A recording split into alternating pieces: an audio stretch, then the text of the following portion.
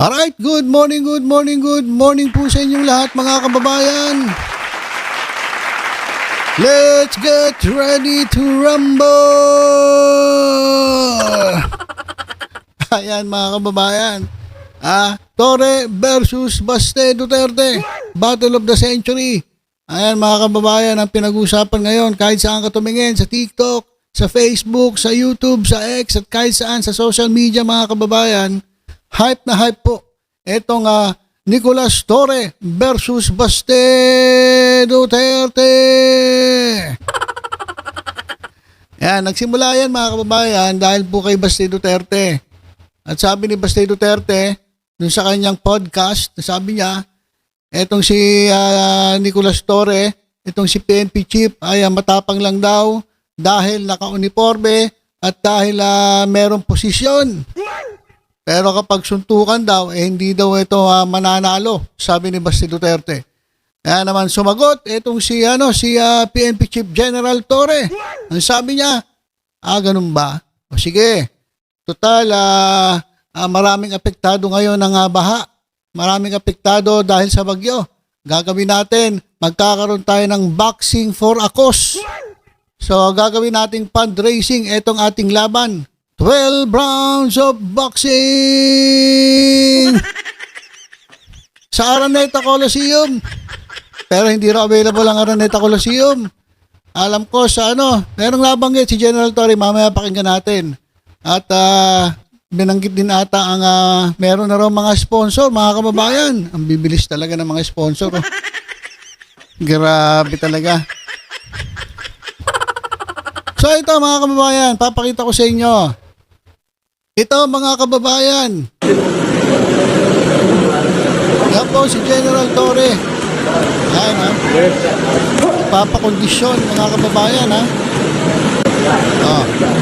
Dito po ako sa Taconia. Halimbawa, nagdaga. Dito ako. Dito may sitwang. Halimbawa, nag-district ka. Dito ang bahay. Ayan. Yan, bang. District. Nice. Yan, kalabas ka na doon. Nice.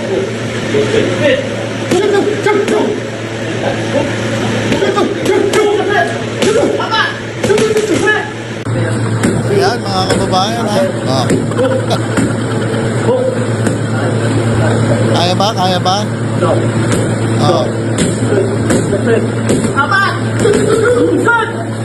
Ayan mga kababayan. Kahit may edad na, kung pagbabasihan natin yung edad, medyo may edad si General Torre kumpara kay Baste Duterte. Pero sa tikas at sa galaw, ay meron pa talagang ibabatbat etong si General Torre. Yan yun niya naman yung kanyang tingin Pinagalan natin ng konti kasi masyadong mabilis So medyo pinagalan natin ng konti para medyo magulat yung kampo ni Baste Duterte. Ayan mga kababayan Tapos may mga hamon pa, si Jay Guevara nangahamon, pati si Boss Dada. Si Boss Dada masyado ka naman malaki. Heavyweight ka na. So dapat kalabanin mo yung malalaking tao. Si General Torre hindi naman to heavyweight. Kaya maghanap ka na ibang kalaban mo, Boss Dada, kung nagpapapansin ka. Kahit nga si Jay Guevara scammer kahit maikli yung paanon, saka yung bintinon, saka yung hita.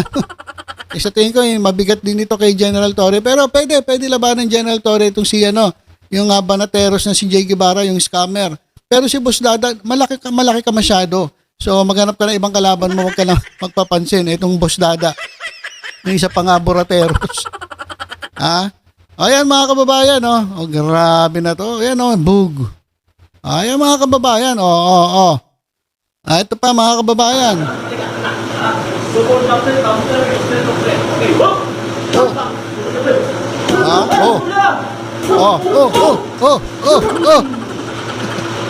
Ayan mga kababayan, talagang sineryoso ni General Torre yung hamon ni Baste Duterte.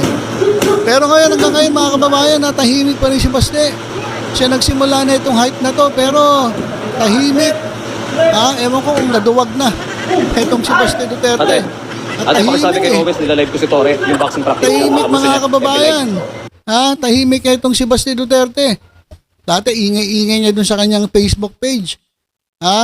Ngayon tumahimik narinig niya siguro yung seryoso si Torre, wala. Wala mga kababayan, biglang nanahimik. Biglang nanahimik itong si Baste Duterte.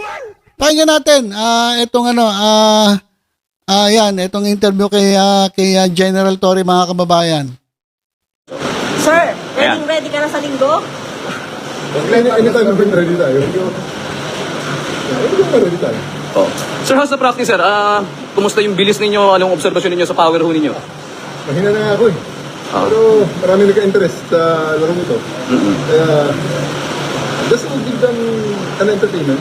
Medyo para we can have a sort of credibility in showing up. Oo. Nag-refresh tayo ng konti sa ating ginagawa. Oo nga. Napansin yun. Matanda na tayo at sabi nga ng training ko, mahina na ang hangin. Kaya wala nang diin ng mga suntok. Kaya I really hope na matuloy ito. Para Oo. makita naman nila na Ayan, no? we're serious in this dahil sa ating fundraising ito. At ito ay para naman sa mga typhoon and flood victims. Sir, yung kahapon, yung problema natin yung Araneta dahil may concert sa linggo. May nag-offer, may tweet si Senator Lacson na Ayun. nag-offer daw po ang Soler North. Okay, Dito po yung venue. kung ready sila sa venue, kaya kami show up. Pero nakaset na actually ang Rizal Memorial Coliseum. Oh? A ring is already being set up there para sa Sunday. Pero Ako, sineset up na pala sa Rizal Memorial Coliseum, mga kababayan. Sineset up na yung ring. Kung saan pwede silang maglaban. Sineset up na mga kababayan. Wala pang reply si Vice Mayor. Whether he shows up or not, may mga sponsors na nagsabi na mag-donate na lang ng ayuda sa ating mga kababayan na nasa Hanggang ngayon mga kababayan, wala pa pong reply si Baste Duterte. Etong nagyabang-yabang na kayang-kaya niya raw sa suntukan, ito si PNP Chief General Torre, tahimik po. Nanahimik dun sa kanyang kampo. Nagtatago na rin. Although na isiniset up na mga kababayan yung ring dun sa Rizal Memorial Coliseum, pupunta si General Torre at kung hindi man dumating si Baste Duterte, ay tuloy-tuloy pa rin ang pagbibigay ng ayuda dahil meron na nga pong nag-sponsor at ang tumulong para dun sa mga nasalanta ng bagyo. Kaya ang galing talaga. Magaling, matuloy o hindi. Ay tuloy-tuloy po ang pagtulong sa mga biktima ng bagyo. So sir, sa Sunday ng alas 9, nandun siya, wala, pupunta ka doon. Oh yes. Kasi kung wala naman siya, mag-distribute na namin ng ayuda. Yung ayuda kami Ganun na lang. ready. Para sa ating Sir, ikaw bang member ka sa PNPA ng vaccine dati? ano no? Member ka sa PNPA dati? May mga sport tayo, yung kadete tayo. Oo nga, sir. Medyo may kita na yung agility mo, medyo nagbo-boxing ka talaga ba, sir, noon? Para alam ng mga nanonood nakikinig, sir. Nag-ready na tayo na, nag-play buko eh. Sinusuntok nga naman nakatali ang kamay sa likod eh. Oo. Kaya yun ang iniisip ko, lakasan na ng loob yan. Alam mo, kausap-usapan din ng mga netizens Kaya may kanya-kanya ng pambata yung mga netizens Nagpapustahan na iba. That's good because it will help drum up the event para mas marami yung sponsor. The more sponsors that we can pull in dito sa event na ito, mas maganda para sa ating mga beneficiary. Sir, may mga netizens na ba na sponsor na willing mag-sponsor ng hanggang 12 rounds? Yeah, actually meron kasi kaya this coming Sunday marami ng mga tao na darating sa Rizal Memorial Coliseum and at 9 o'clock.